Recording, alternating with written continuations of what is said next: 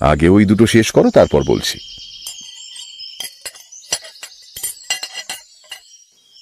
Minute 15 পরে breakfast শেষ হলো, টেবিল পরিষ্কার হলো।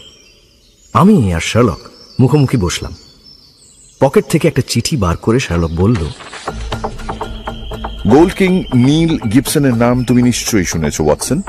নীল গিবসন মানে আমেরিকান সেনেটর নীল গিবসন?